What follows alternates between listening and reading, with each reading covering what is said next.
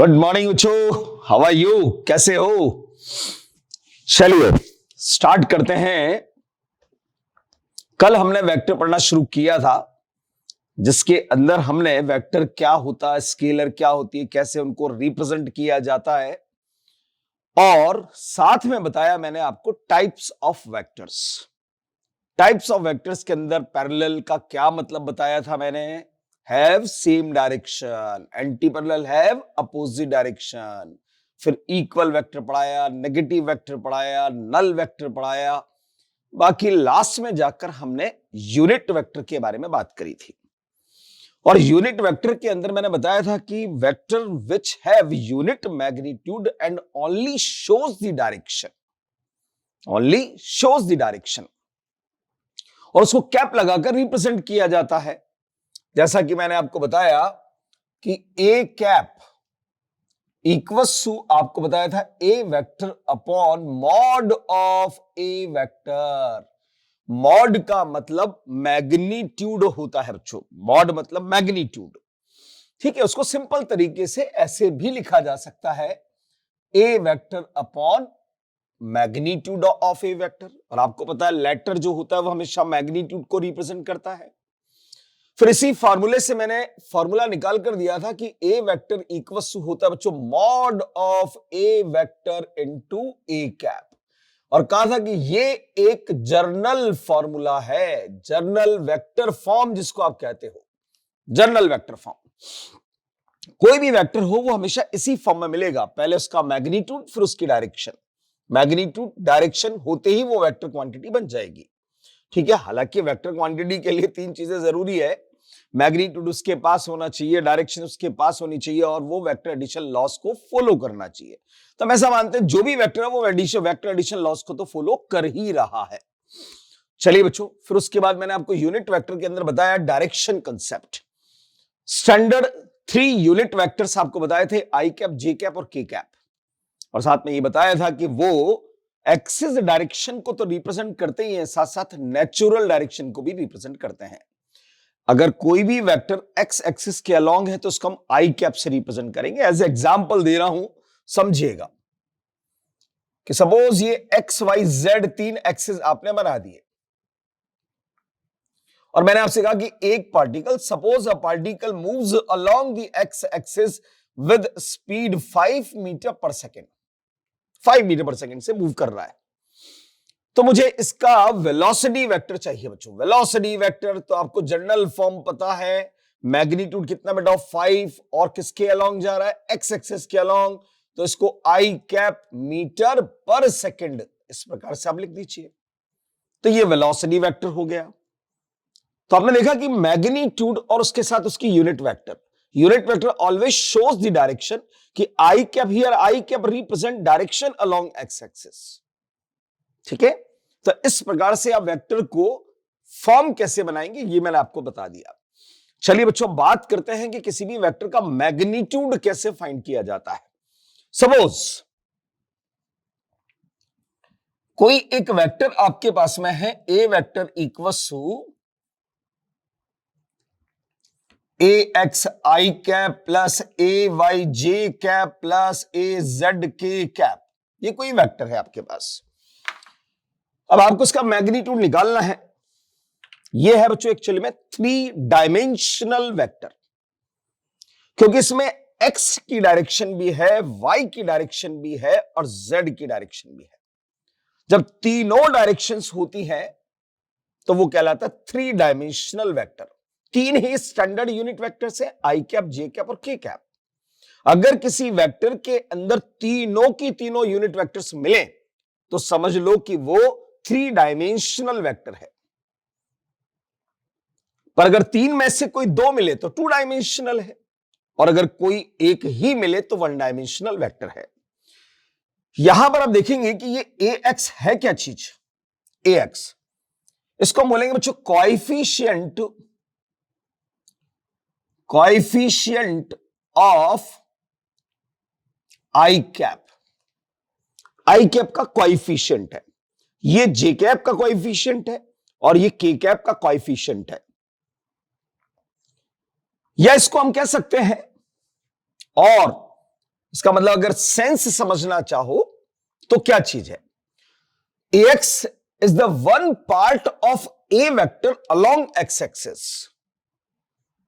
ax क्या चीज है, one part of given vector, A vector along x axis.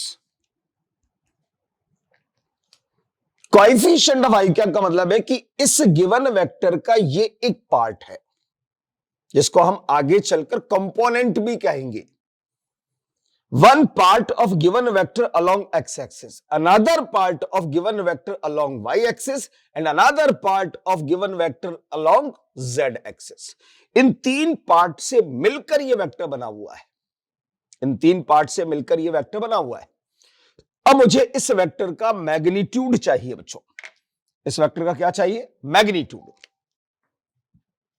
चलिए भाई मैग्नीट्यूड की बात करते हैं जरा. मैग्नीट्यूड, जैसा मैंने कहा आपसे कि मैग्नीट्यूड को आप या तो सिर्फ लेटर ए से रिप्रेजेंट करेंगे या उसको मॉड फॉर्म में लिखेंगे. अब इसकी वैल्यू क्या होगी, तो इसकी वैल्यू निकालने का तरीका होता है बच्चों स्क्वायर रूट ऑफ,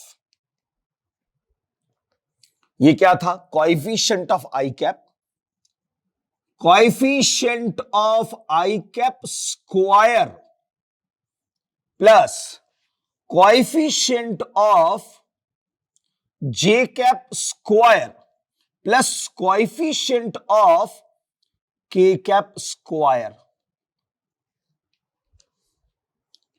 यानी कि ए इक्वस आप लिख सकते हो under root A x square plus A y square plus A z square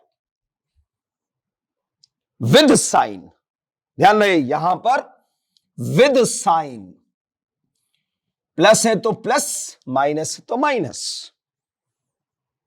ये मैग्नीट्यूड निकालने का तरीका है. बोले सर अगर मान लो टू डायमेंशनल हो तो आप z वाले को 0 कर दीजिएगा.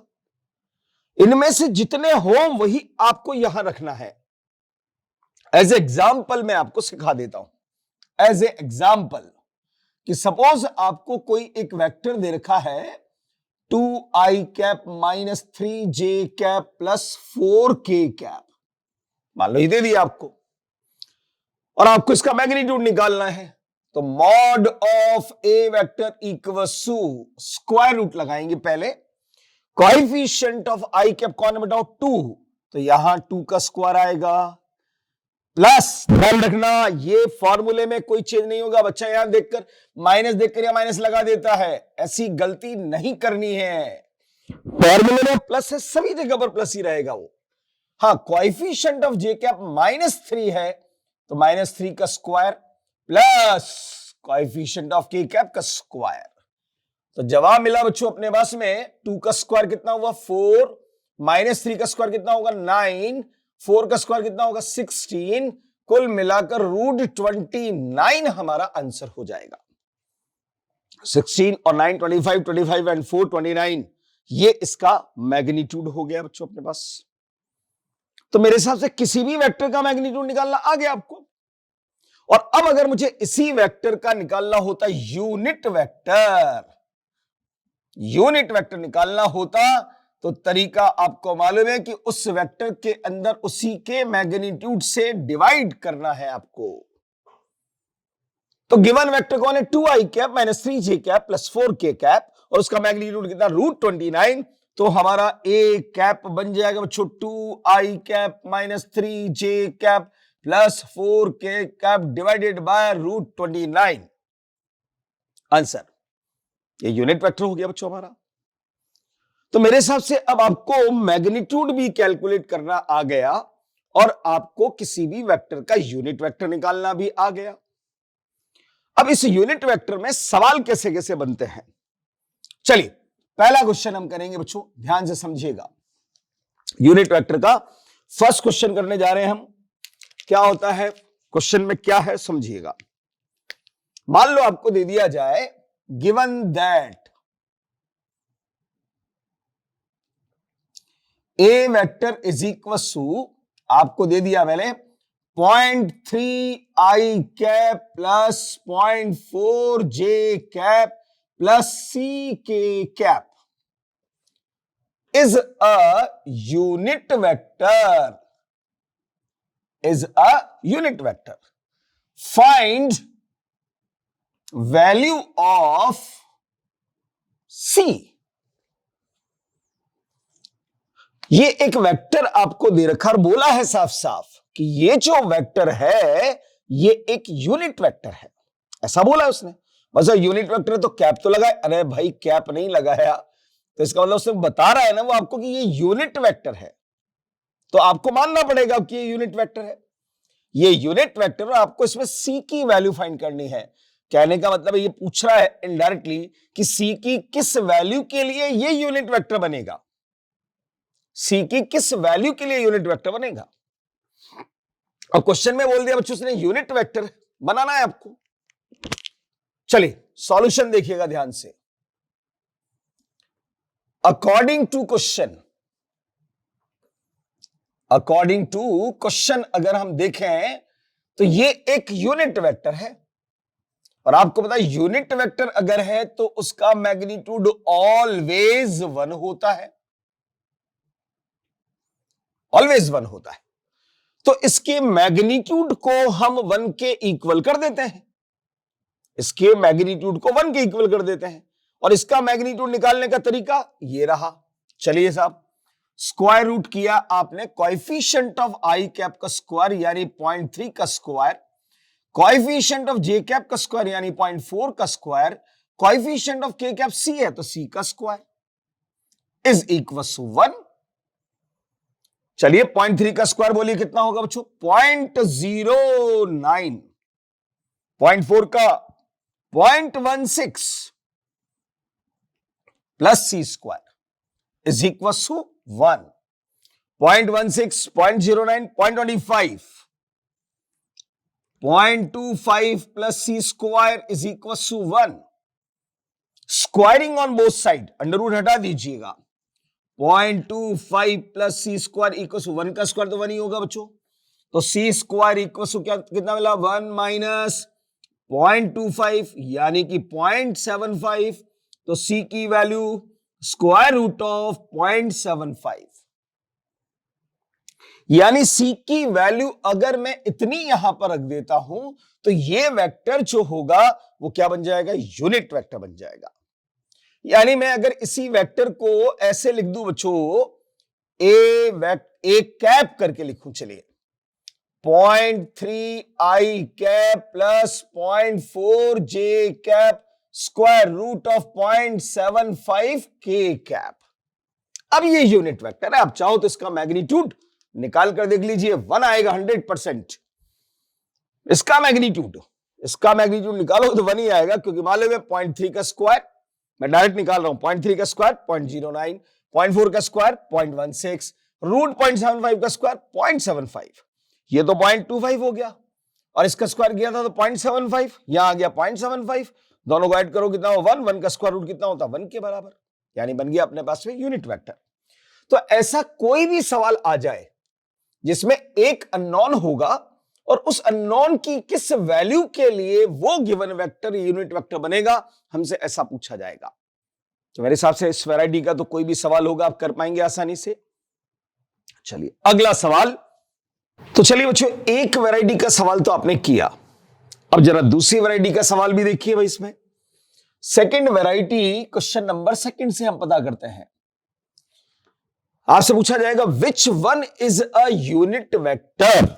सवाल आपका ऐसे आएगा, which one is a unit vector. Option देगा आपको कुछ ऐसे।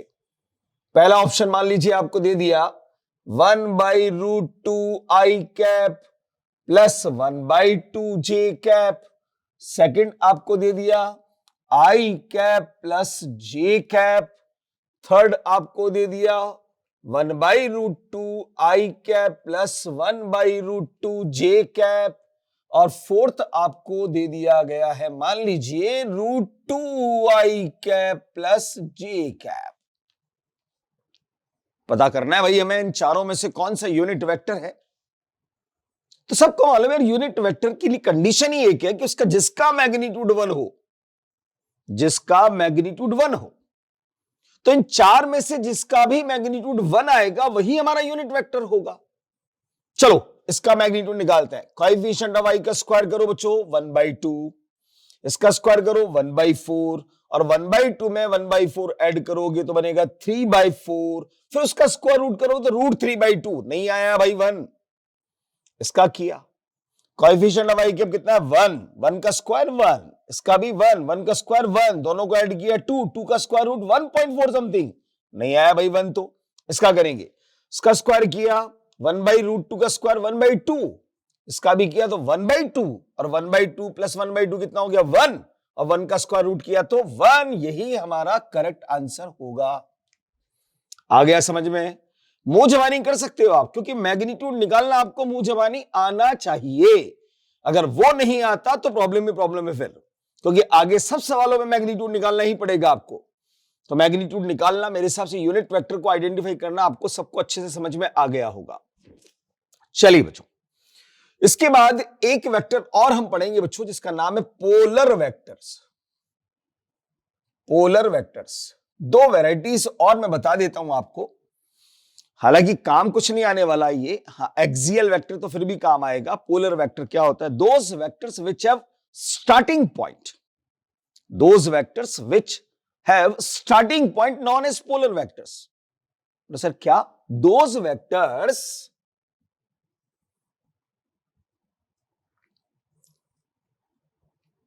which have starting point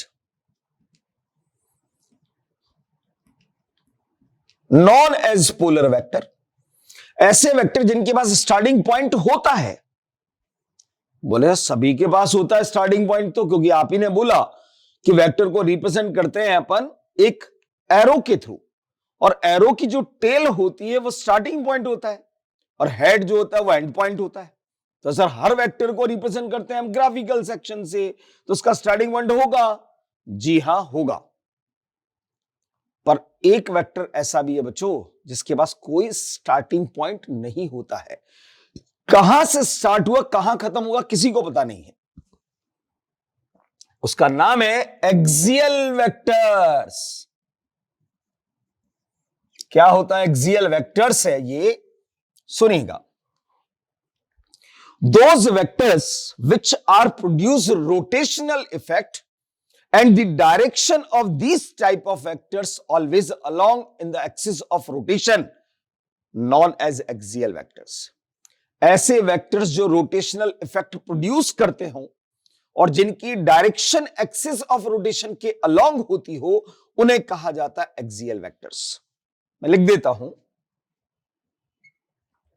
those vectors which are produced rotational effect and direction along axis of rotation, मैंने शॉर्ट टर्म में लिखा हुआ ध्यान रखना, axis of rotation known as axial vectors. Example 5 ही ऐसे वेक्टर हैं बच्चों, 5 वेक्टर हैं एग्जाम्पल में। Angular displacement, angular velocity,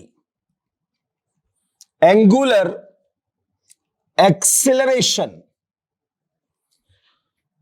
angular momentum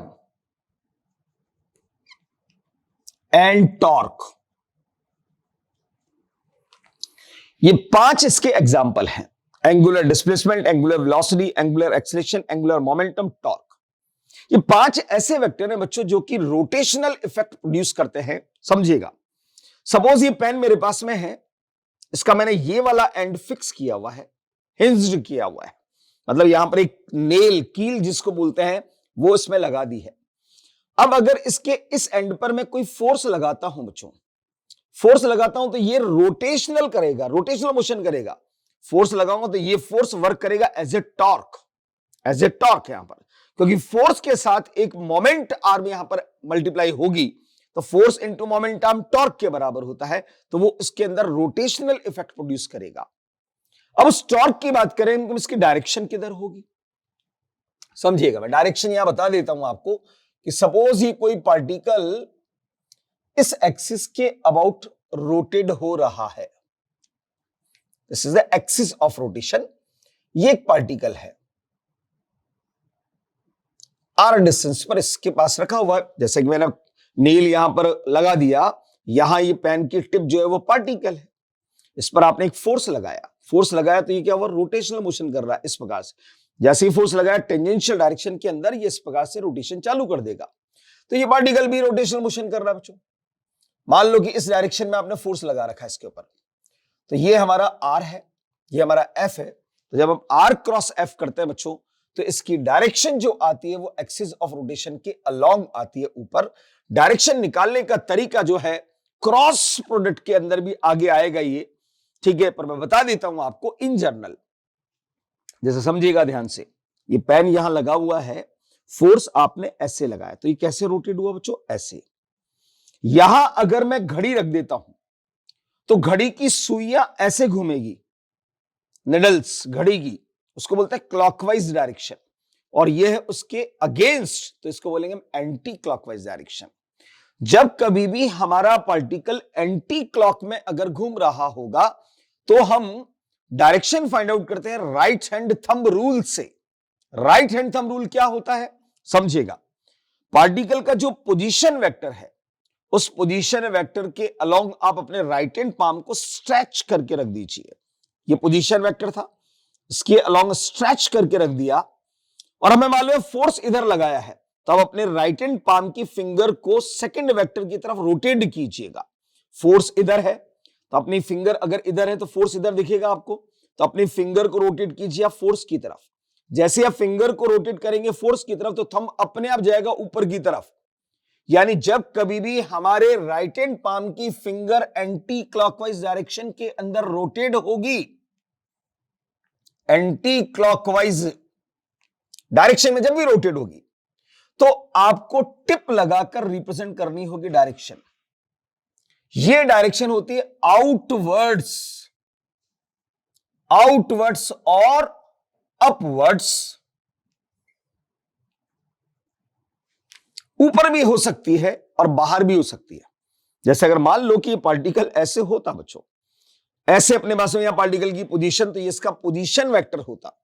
force आपने इधर लगाया तो पेन ऐसे घूमता, तो ये कौन सी डायरेक्शन है, एंटी क्लॉकवाइज। ठीक है, मेरे लिए सामने से, आपके लिए अगर देखोगे तो आपके लिए एंटी क्लॉकवाइज ऐसे मिलेगा। आप अगर देखो तो ऐसे घूम रहा है आपके लिए, तो ये एंटी क्लॉकवाइज होगा आपके लिए। ऐसे अगर घुमाओगे तो थंब कहां जाएगा बच्चों, बाहर, तो ये अपवर्ड्स या आउटवर्ड्स मतलब बाहर, और अपवर्ड मतलब ऊपर। पार्टिकल अगर एंटी क्लॉक में घूमेगा तो थंब या तो ऊपर जाएगा या बाहर जाएगा, पर अगर पार्टिकल क्लॉकवाइज में घूमेगा, जैसे कि मान लो कोई पार्टिकल यहां इसके रेस्पेक्ट में यहां पर है, फोर्स आपने ऐसे लगा दिया तो ये ऐसे घूम रहा है, ठीक है, ऐसे घूमेगा अगर, तो ये क्लॉकवाइज, मेरे लिए क्लॉकवाइज है, क्योंकि घड़ी अगर मैं इस दीवार पर लगाऊंगा तो मुझे सुइयां ऐसे ही घूमती दिखाई देंगी, ये भी ऐसे घूम रहा है। तो यहां अगर मैं ऐसे घुमाता हूं बच्चे इसको, पार्टिकल ऐसे घूमेगा तो ये अपने पास में थंब जो हो जाएगा अंदर की तरफ आएगा, ठीक है, क्योंकि घड़ी मेरे लिए सामने यहां लगी हुई है, ऐसे घूम रहा है पार्टिकल, तो इस प्रकार से अंदर जा रहा है। कहां, घड़ी के अंदर जा रहा है। घड़ी यहां लगी हुई है सामने, सुइयां ऐसे घूम रही है, ऐसे घुमाऊंगा तो कहां जाएगा, अंदर, घड़ी के अंदर। सुइयों के अगेंस्ट जाओगे तो कहां, घड़ी के बाहर, ठीक है। तो यहां पर अगर क्लॉकवाइज डायरेक्शन अगर होगी, क्लॉकवाइज, ये क्लॉकवाइज डायरेक्शन है, तो उसको क्रॉस लगाकर रिप्रेजेंट करो। अंदर मतलब कि, अब ये बोले, कई बच्चे पूछते हैं मुझसे, बोले कि सर क्लॉकवाइज में ही क्रॉस क्यों लगाते हैं और एंटी क्लॉकवाइज में डॉट क्यों लगाते हैं? क्लॉकवाइज में क्रॉस क्यों लगाते हैं और एंटी क्लॉकवाइज में डॉट क्यों लगाते हैं? बहुत सिंपल सा मैथमेटिक्स है। क्यों लगाते हैं समझिएगा। मैंने आपसे कहा था कि वेक्टर को जब आप रिप्रेजेंट करते हैं तो हमेशा एक एरो से रिप्रेजेंट करते हैं बच्चों। और आपको पता है एरो कुछ ऐसा होता है बच्चों, रियल में एरो ऐसे बनता है जिसको तीर कहते हो, ठीक है, धनुष बाण, उसका जो बाण होता है वो कुछ ऐसा होता है जिसमें पीछे यहां पर इस प्रकार से क्रॉस लगा हुआ होता है और ये अपने पास में एरो है। अब अगर मान लो कि ये तीर इस प्लेटफॉर्म से बाहर आ रहा है, ऐसे अगर आ रहा है, तो सबसे पहले क्या आएगा, टिप आएगी कि टेल आएगा? ऑब्वियसली टिप आएगी। तो आपको इस प्लेन के बाहर कौन आता हुआ दिखेगा? टिप। तो जो भी बाहर आएगा वो टिप दिखाई देगी। अगर मान लो ये इस प्लेन के अंदर जा रहा होता ऐसे, तो जब ये अंदर जाएगा तो आपको क्या दिखेगा? उसकी टेल, पूंछ, जो क्रॉस की फॉर्म में होती है। इसलिए अंदर की डायरेक्शन हमेशा क्रॉस से और बाहर के डायरेक्शन को हमेशा टिप से रिप्रेजेंट किया जाता है। यह हमारा बच्चों पहली चीज खत्म होती है जिसका नाम था types of vector.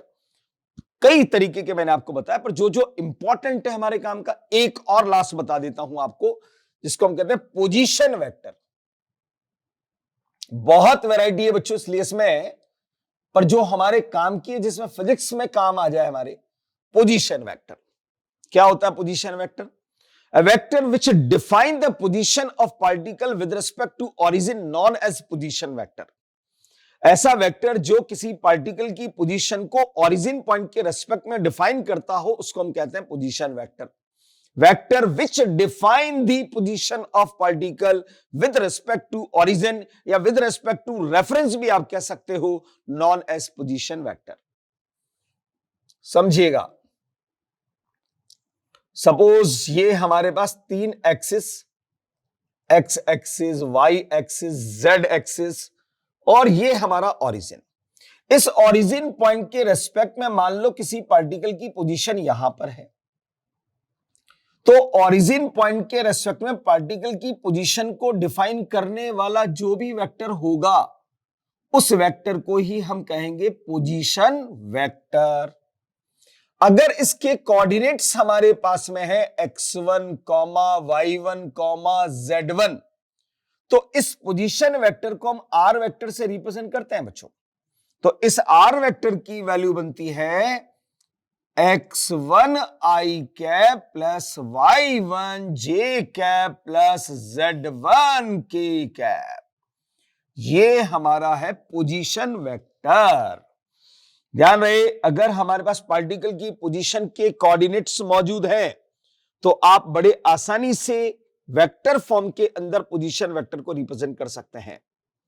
Position vector क्या है बच्चों? फिर एक बार सुन लीजिएगा ध्यान से कि पार्टिकल की पोजीशन को ओरिजिन पॉइंट या रेफरेंस पॉइंट के रेस्पेक्ट में रिप्रेजेंट करने वाला वेक्टर ही पोजीशन वेक्टर होता है। ये तो बात हुई बच्चों हमारे टाइप्स ऑफ वेक्टर की। अब हम आते हैं इंपॉर्टेंट लॉस पर बच्चों। इंपॉर्टेंट लॉस, और आपको पता है इंपॉर्टेंट लॉस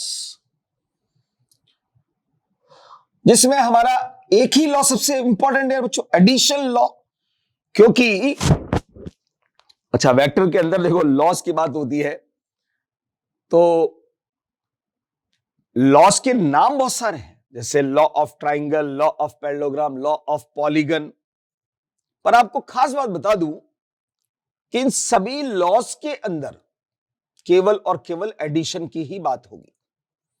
इसीलिए मैं हमेशा जब वेक्टर की डेफिनेशन होती थी तो मैं पहले ऐसे लिखवा देता था, vector which have magnitude as well as direction and follows the vector addition laws that quantity must be a vector। तो कई मुझे कहते थे बोले सर एडिशन लॉज ही क्यों? तो मैं कहता था हमेशा कि वेक्टर के अंदर इस एडिशन लॉ के अलावा कोई लॉ हो तो बताओ। सब्ट्रैक्शन का लॉ, तो बता भाई सब्ट्रैक्शन का लॉ कोई तुमने पढ़ा हो? मैंने तो कभी नहीं पढ़ा। आपने अगर कोई लॉ पढ़ा हो तो मुझे भी बता दीजिए। ऐसा कोई लॉ होता ही नहीं है बच्चों। सब्ट्रैक्शन भी एडिशन लॉ की हेल्प से ही सॉल्व होता है। तो चलिए सबसे पहले एडिशन लॉ को मैं बता रहा हूं ग्राफिकल मेथड से, उसको समझिएगा ध्यान से। एडिशन लॉ, और उसको by graphical method, graphical method से मैं इसको समझा रहा हूं बच्चों, by graphical method. Diagram diagram है, आप समझिएगा ध्यान से। सपोज बच्चों मेरे पास कोई एक वेक्टर है, यहां पर ये है ए वेक्टर, नाम दे दिया अपन ने ए वेक्टर, दिख रहा है भाई राइट साइड पर है, इतनी बड़ी लेंथ का मैंने बनाया है। और सपोज एक दूसरा वेक्टर मैंने बना दिया यहां पर, ये बी वेक्टर। अब देखो छोटा वेक्टर बनाया है लेंथ में, डायरेक्शन भी अलग बनाई है, और मुझसे कहा कि इनका रिजल्टेंट फाइंड कीजिए, फाइंड देयर रिजल्टेंट। और ऐसे सवालों की लैंग्वेज में भी आएगा, ध्यान रखना, फाइंड देयर रिजल्टेंट। जहां सिर्फ ऐसा लिखा हो कि find their resultant, it means आपको उनका एडिशन करके रिजल्ट बताना है, यानी इन दोनों को ऐड करना है आपको, और जो रिजल्ट बनेगा वो हमें बताना होगा। इन दोनों को हमें ऐड करना है और उनका जो रिजल्ट बनेगा वो हमें बताना है। अब ऐड करने का रूल क्या होता है? ऐड करने का रूल क्या है, पहले ये समझो इसका मतलब क्या हुआ। इसका मतलब सिंपल तरीके से देखें तो ये हुआ बच्चों यार कि ए वेक्टर में हमें ऐड करना है बी वेक्टर को, और ये हमें कुछ कैलकुलेट करना है। यहां पर ये जो लिखा हुआ इसका मतलब क्या? इसका मतलब ए वेक्टर में ऐड करना है बी वेक्टर को। जो भी हमारा फर्स्ट वेक्टर होगा उस वेक्टर के हेड पर सेकंड वेक्टर की टेल को कॉन्साइड करना होता है।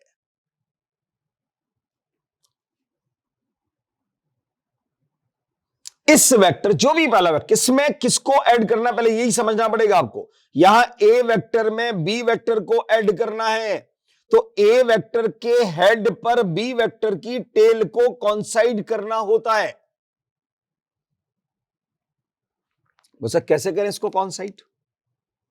कुछ नहीं, सिंपल इसको यहां से पिक कीजिए एज इट इज और इसको उठाकर यहां रख दीजिए एज इट इज। यहां पर ये मैंने ए वेक्टर को ड्रॉ किया,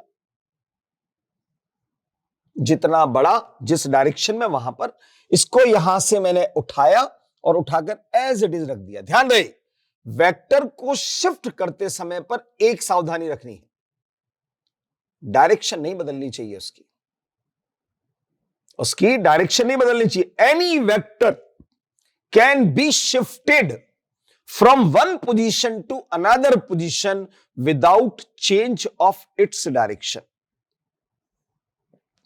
किसी भी वेक्टर को आप कहीं पर भी शिफ्ट कर सकते हो, पर बिना डायरेक्शन चेंज किए हुए, तो वो वेक्टर वही रहेगा।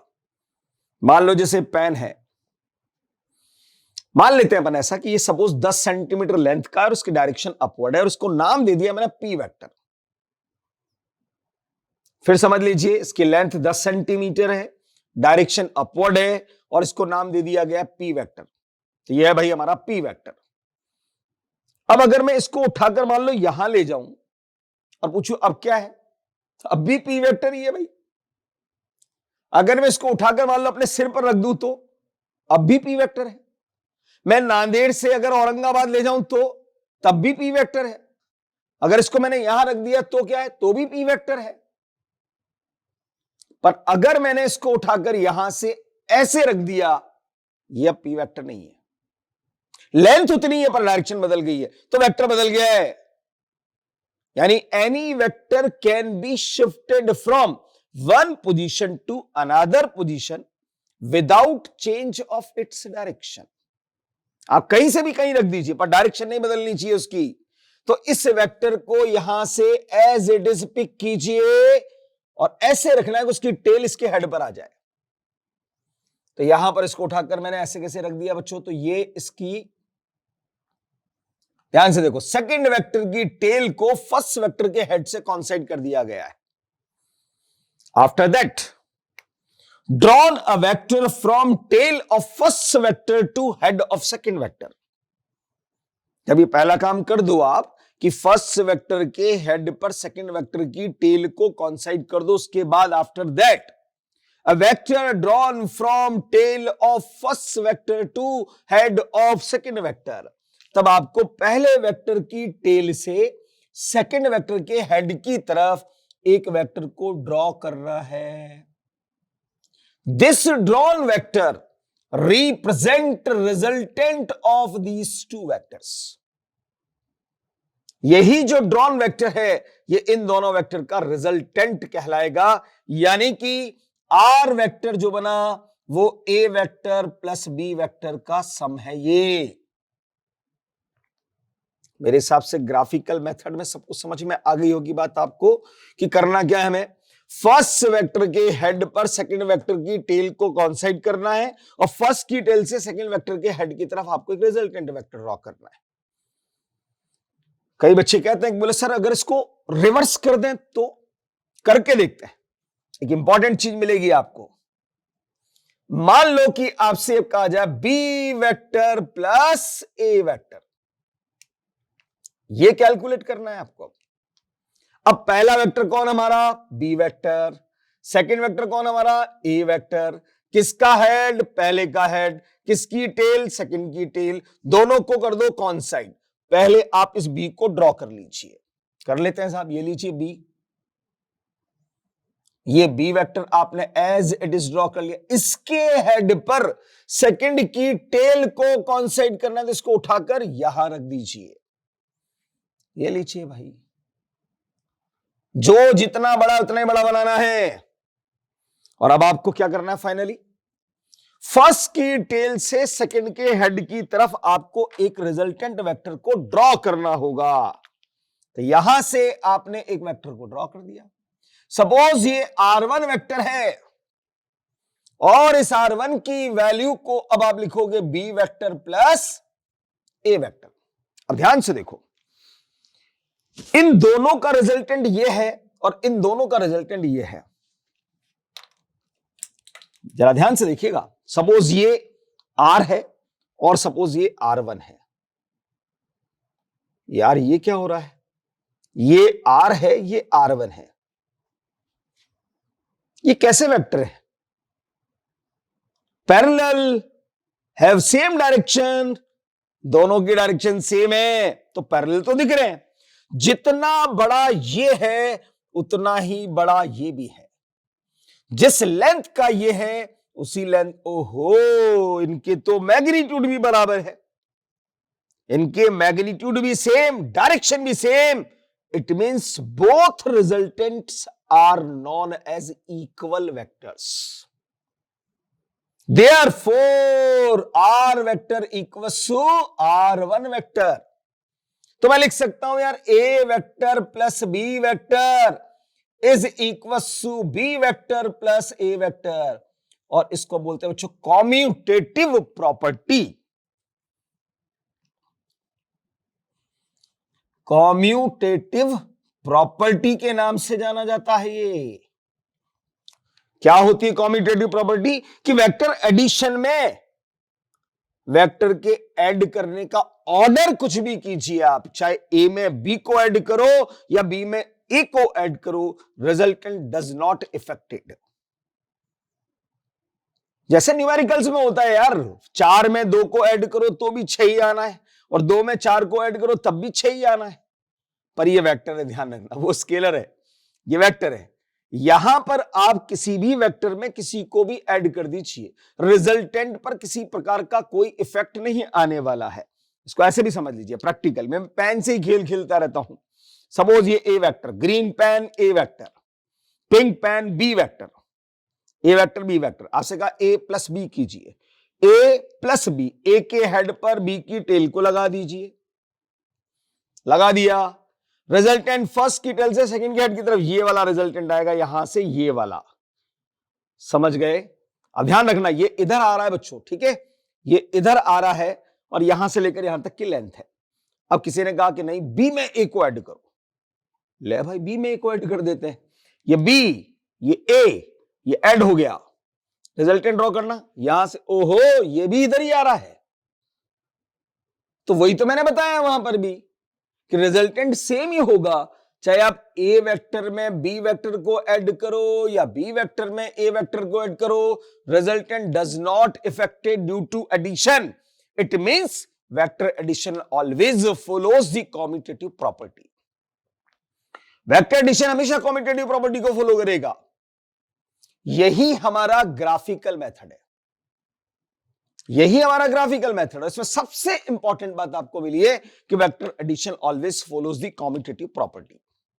ये चाहो तो नोट लगाकर नीचे लिख लीजिएगा आप कि vector addition always follows the commutative property. Commutative property means in addition of vectors, order of vector does not affect the resultant. Order of vector does not affect the resultant. Vector का add करने में order जो होता है वो कभी भी resultant को इफेक्टेड नहीं करता है। वेक्टर एडिशन देखने के बाद अब आपको पहला लॉ देखना है जिसका नाम है लॉ ऑफ ट्राइंगल। करते हैं स्टार्ट उसको, लॉ ऑफ ट्राइंगल। चलिए बच्चों तो आते हैं लॉज। पहला लॉ है हमारा law of triangle.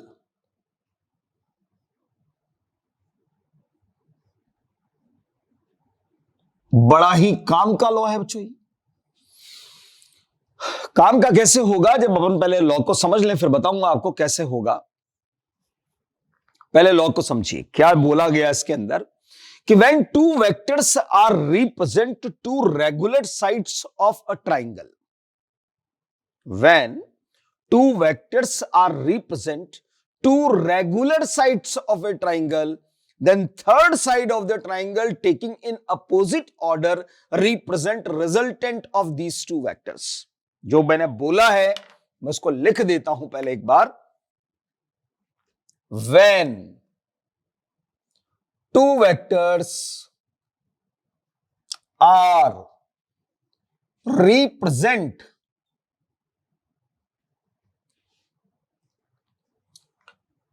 regular sides of a triangle, मैं ट्राइंगल ऐसी शेप बना देता हूं, ठीक है, of a triangle, then third side of the triangle taking in opposite order represent resultant of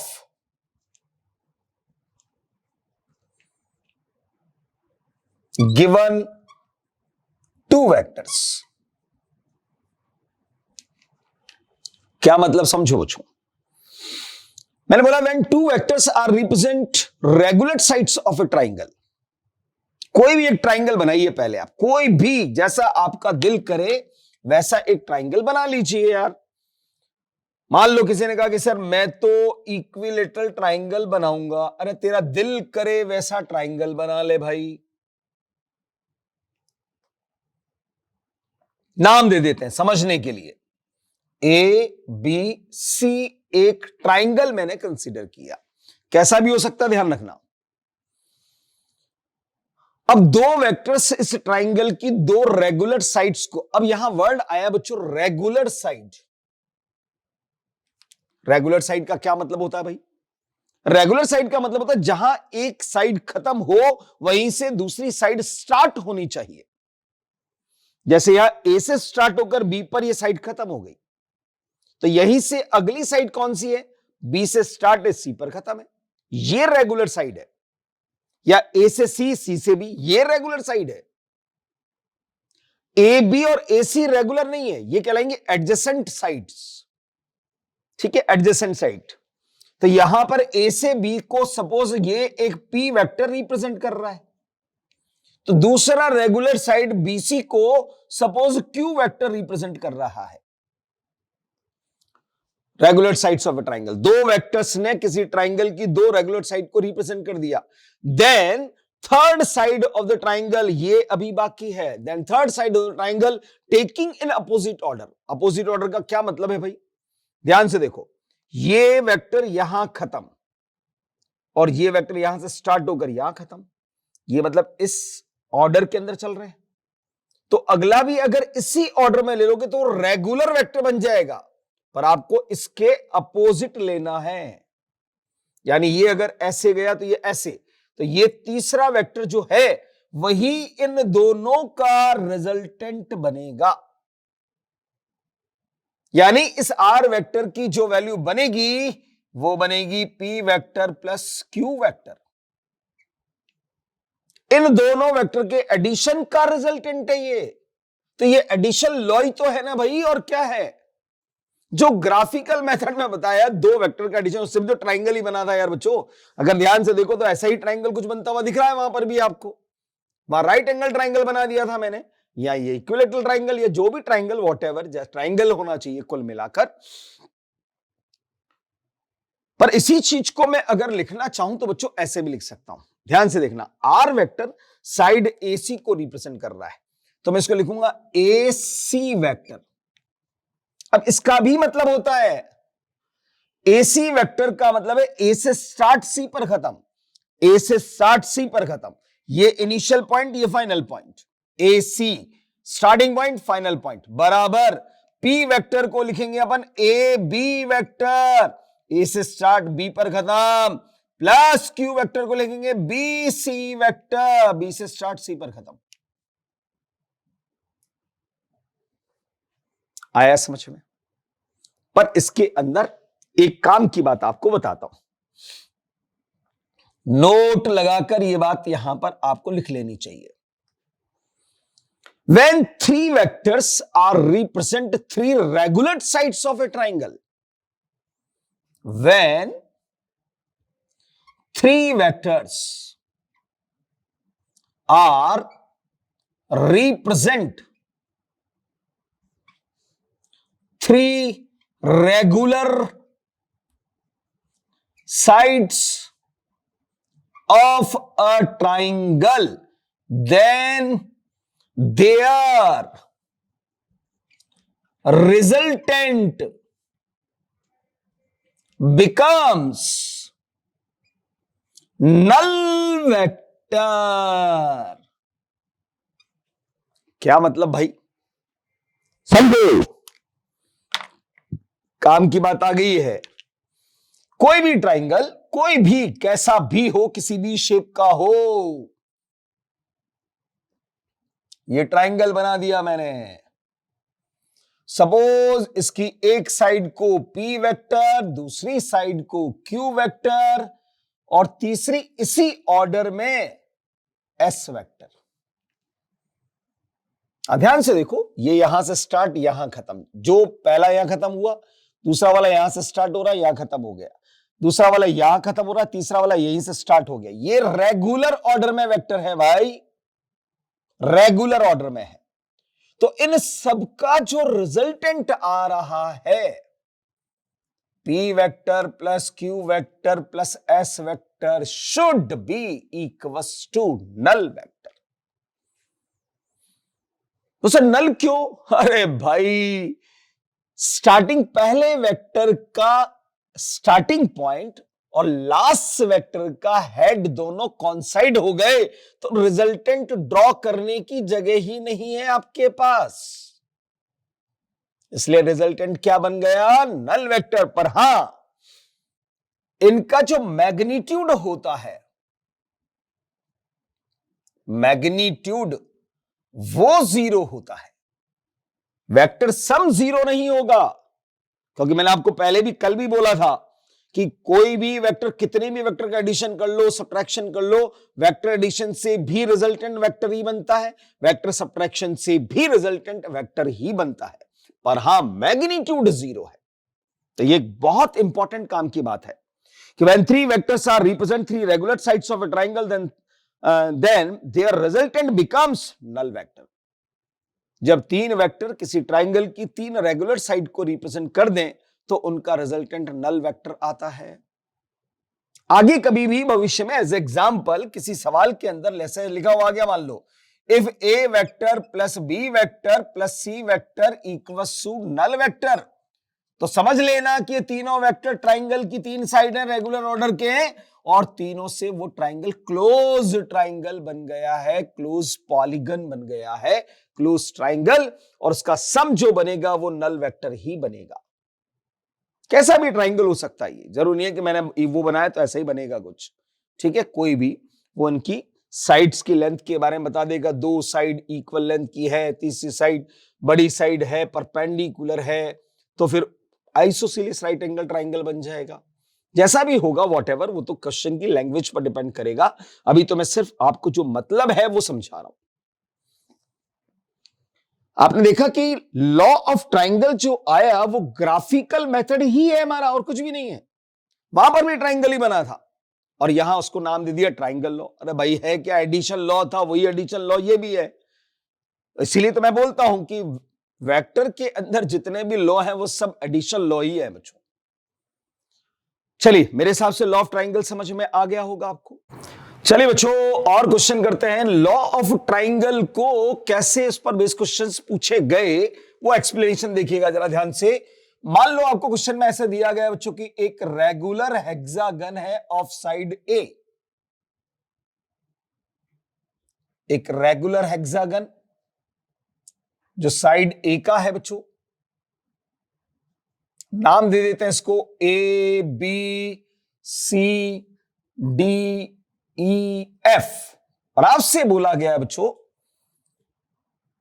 ये ए बी वेक्टर, ये बी सी वेक्टर, ये सी डी वेक्टर, ये डी ई वेक्टर और ये E F vector. Find,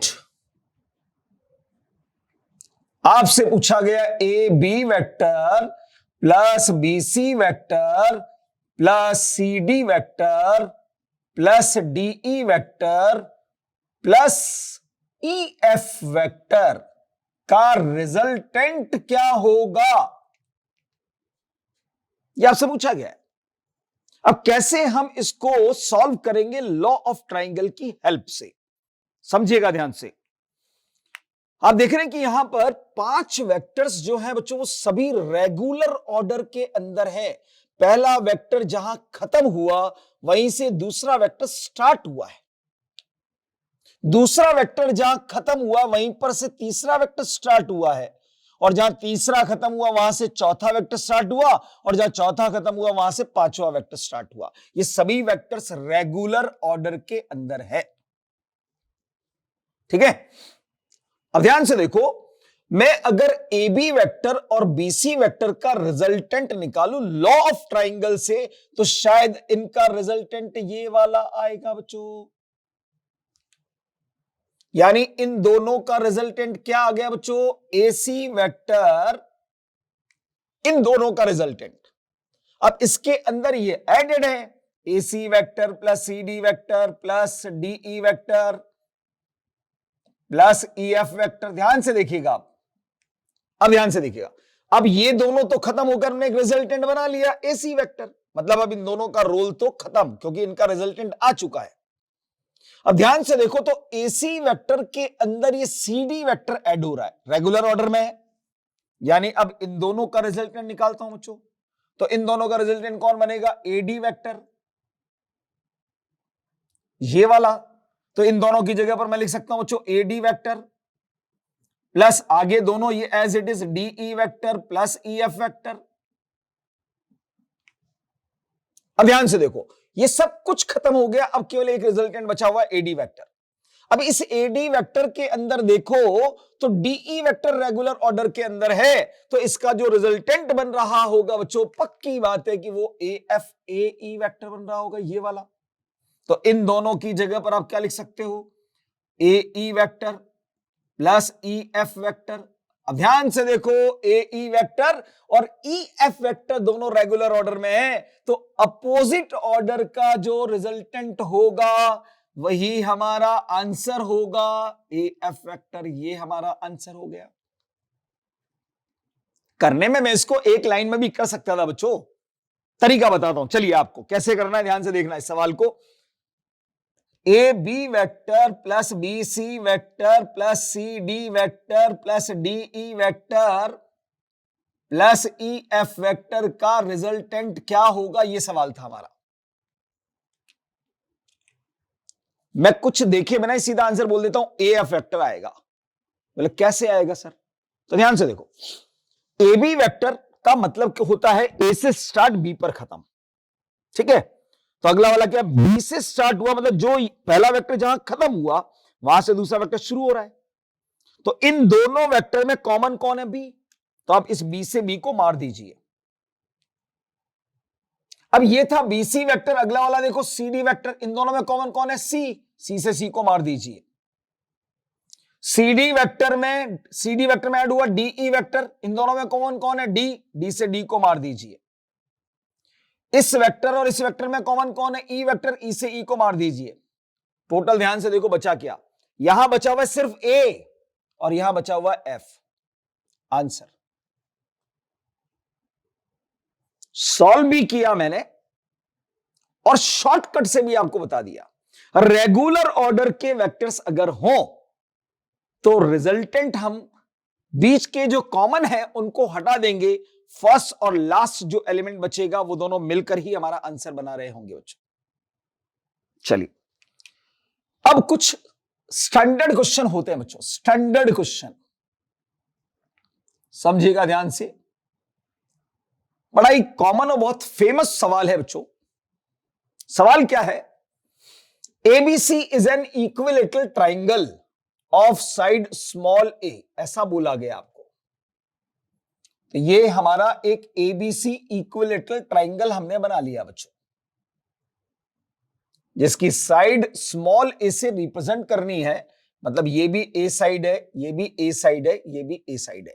and O is the centroid. तो centroid कहां होता है भाई इक्विलेटरल ट्राइंगल का? आप कहोगे सर बीच में होता है। अच्छा मैं पूछूं बीच कहां होगा? मतलब मिड में होगा। मैं पूछूं मिड कहां होता है? बोले सर सेंट्रॉइड। अबे यार क्या पूछ रहे हो? एक शेप है भाई, उसका सेंट्रॉइड निकालना है। तो आप बोलिए सर मीडियन से जहां कट करेंगी वहां पर सेंट्रॉइड होगा। मीडियन, यहां से आपने एक मीडियन को ड्रॉ किया बच्चों, एक मीडियन को यहां से ड्रॉ किया और एक मीडियन को यहां से ड्रॉ किया। ये मीडियंस जहां कट करेंगी वहां पर सेंट्रॉइड होगा। सवाल हमें बोला गया है कि एक वेक्टर आपको रिप्रेजेंट करके दिया बच्चों, यह ए बी वेक्टर, एक रिप्रेजेंट करके दिया ए सी वेक्टर, और पूछा सवाल के अंदर कि A B vector plus A C vector is how many times of A O vector. आपको मतलब इस एन की वैल्यू को कैलकुलेट करके देना है। सवाल ये है हमारा। अब यहां कोई कॉमन वाला कंसेप्ट नहीं कि आपने काट दिया। कॉमन देखो यहां पर, ये बोले सर ए कॉमन है, बी सी, अरे नहीं भाई, बीच के लेटर कॉमन होने चाहिए। जैसे यहां देखो ए बी, ये यहां खत्म हुआ, ये यहां से स्टार्ट हुआ, तो स्टार्टिंग और एंड पॉइंट कॉन्साइड होने चाहिए। ये ए बी, ये बी से खत्म हुआ पर ये ए से ही शुरू हुआ है। ये एक ही पॉइंट से स्टार्टेड वेक्टर है, एक ही पॉइंट से स्टार्टेड वेक्टर है। ठीक है, तो अब ऐसे सवाल कैसे हमें सॉल्व करना है समझो। लेफ्ट साइड के दो वेक्टर हैं और उनका सम हमें बनाना है कितने टाइम होगा एओ वेक्टर के। एओ वेक्टर मतलब ए से लेकर ओ वेक्टर तक। तो आपको क्या करना है, ऐसे सवाल करने का तरीका क्या है, सुन लीजिएगा ध्यान से। जो भी लेफ्ट साइड के वेक्टर हों उनको लॉ ऑफ ट्राइंगल से एओ की टर्म्स में कन्वर्ट करना होगा। जैसे कि पहला वेक्टर मेरा है ए बी वेक्टर, तो मैंने यहां लिखा बच्चों पहले ए बी वेक्टर। अब इसको मुझे लॉ ऑफ ट्राइंगल की हेल्प से एओ की टर्म्स में कन्वर्ट करना है। ये ए बी वेक्टर जो दिया गया है वो रिजल्टेंट लिखना है आपको, ए बी को रिजल्टेंट बनाना है। तो ध्यान से देखो, A O plus O B vector, A O vector plus O B vector का रिजल्टेंट यही बनने वाला है ए बी वेक्टर। तो मैं इसको लिख सकता हूं, देखो A O vector plus O B vector. वैसे भी इन दोनों में कॉमन बीच वाला ओ से ओ मारोगे ए बी ही बनेगा। फ्रॉम ट्राइंगल रूल, ठीक है, ट्राइंगल रूल से लिख दिया ये मैंने। ये एक वेक्टर मैं लिख चुका हूं बच्चों। अब ऐसे ही सिमिलरली आपको एसी को कन्वर्ट करना है, तो आप लिखते हैं अपन एसी वेक्टर के लिए A O vector plus O C vector, A O vector plus O C vector from triangle rule. Left side में जितने भी वेक्टर हो उन सबको आपने एओ की टर्म्स में कन्वर्ट कर लिया, अब इनको ऐड करना है तो चलो ऐड कर देते हैं भाई। लेफ्ट साइड पर तो वही बन जाएगा बच्चों, A B vector plus A C vector. Right side में देखें आप, AO vector plus AO vector twice AO vector बनेगा। बाकी बचा है O B vector plus O C vector. अब प्रॉब्लम यह है कि हमारे पास एओ के टर्म्स में एक चीज तो आगे, पर ये जो फालतू चीज आ रही है इसको भी आपको कन्वर्ट करना पड़ेगा अब एओ के टर्म्स में। अब कैसे होगा जरा ध्यान से देखो, ये इक्विलेटरल ट्राइंगल आपने बनाया बच्चों, सेंट्रॉइड बना लिया आपने,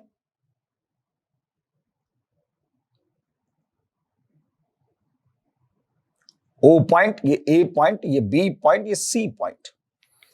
यहां लिखा हुआ पहले ओ बी वेक्टर, इसका मतलब ओ से बी की तरफ एक ड्रॉन वेक्टर।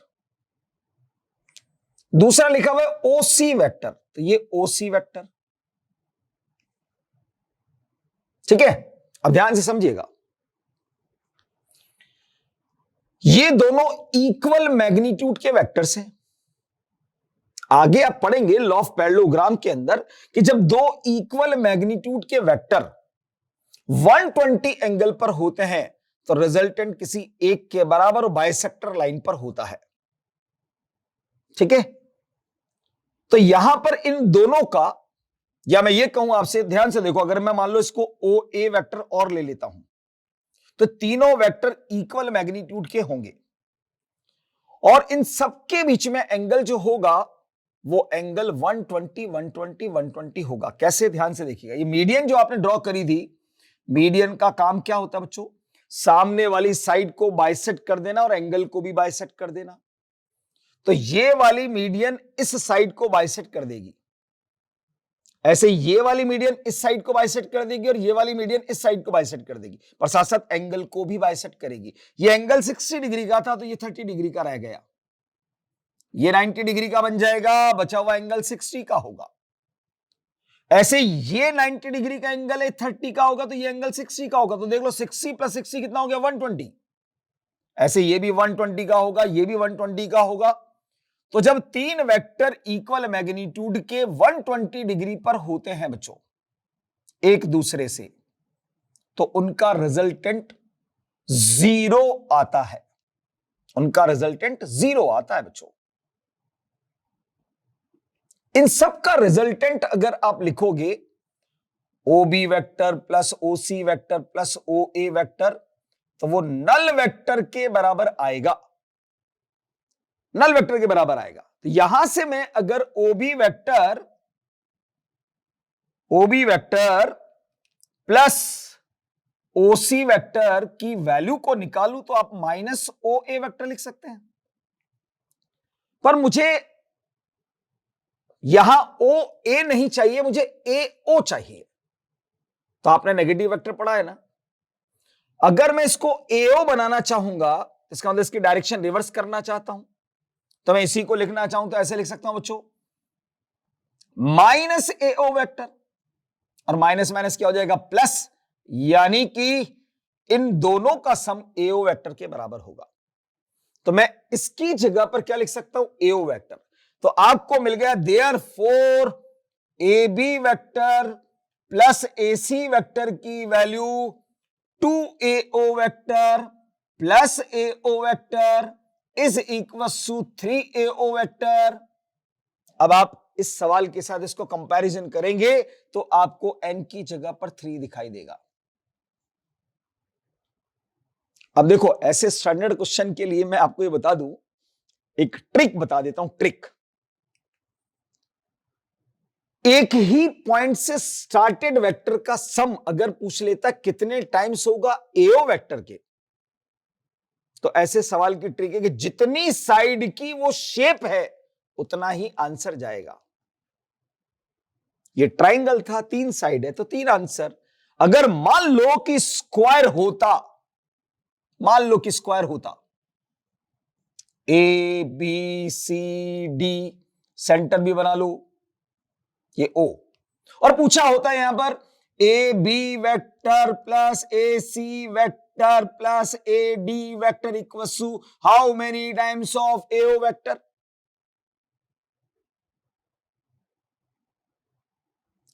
एक ही पॉइंट से स्टार्ट है, सब देख लो, ए सबका स्टार्टिंग पॉइंट वही है। तो भैया एन की वैल्यू सीधी 4 लिखो आप, number of side he answer बनेगा।